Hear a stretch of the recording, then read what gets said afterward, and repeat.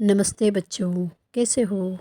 मैं कुशल मंगल हूँ और आशा करती हूँ कि आप भी कुशल क्षेम होंगे। छात्र हम पिछली कक्षा के भीतर सूरदास पदभाग के अंतर्गत पहले पदभाग में श्याम मिलन की सुखानुभूति और इसके अतिरिक्त दूसरे पदभाग से जैसे कि श्री कृष्ण के रूप सौंदर्य के वर्णन के बारे में हमने जानकारी प्राप्त की थी। तो आज की इस कक्षा के भीतर सूरदास ने जो श्री कृष्ण की माखन चोरी का प्रसंग किस प्रकार से वर्णन किया है, इसके बारे में आज हम जानकारी प्राप्त। आइए छात्र पद्य भाग को पढ़ेंगे। चोरी करत कान्हा धरी पाए, निसी बासर मोही बहुत सतायो, अब हरी अरी हाथ ही आए।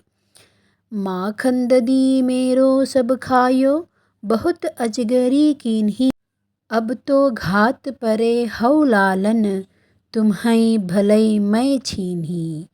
दोबू भुज पकड़ी कहयो, कहाँ जइयो माखन लेवो मंगाई। तेरी माखन मैं नैकू ना खायो, सखा गए सब खाई।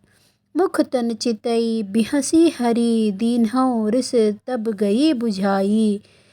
लियो श्याम उर लाई ग्वालिनी, सूरदास बलि जाई। प्रस्तुत पद्य भाग में सूरदास जी जो हैं श्री कृष्ण की रोज़ रोज़ की माखन चोरी से एक गोपी जो बहुत परेशान थी, उसके बारे में यहाँ पे वर्णना हुआ है छात्र। जैसे कि श्री कृष्ण जो होते हैं रोज़ रोज़ माखन चोरी तो करते हैं, इससे एक गोपी जो होती है बहुत परेशान हो जाती है। तो कई दिनों से वह इनके ताक में ही थी कि किसी प्रकार में श्री कृष्ण को रंगे हाथों पकड़ूं।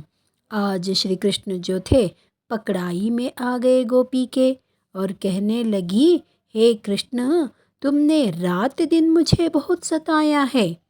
रोज़ रोज़ चोरी करके भाग जाते हो, किसी तरह आज तुम मेरे पकड़ाई में आ गए हो। मेरा सारा दधी माखन खा लिया और शरारत अलग से की। सारे बर्तन भांडे भी फोड़ कर चले गए तुम। मैं अब तक असली चोर को पहचान नहीं पाई थी, फिर अब बच्चों मेरे हाथ लगे हो तुम।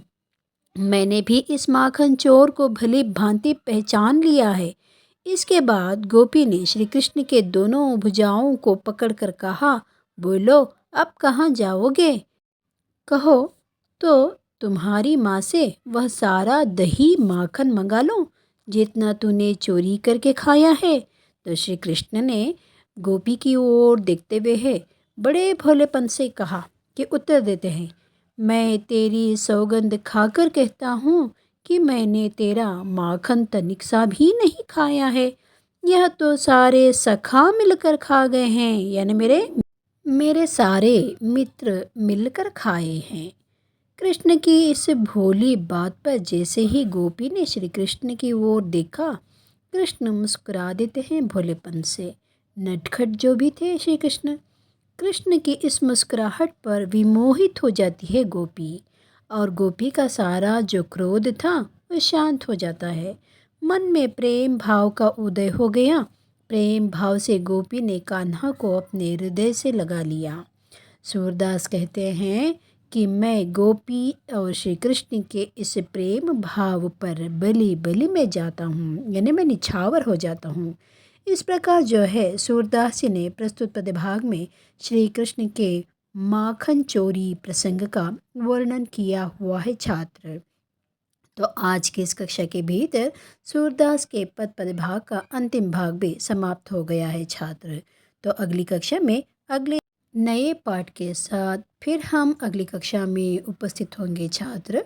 धन्यवाद।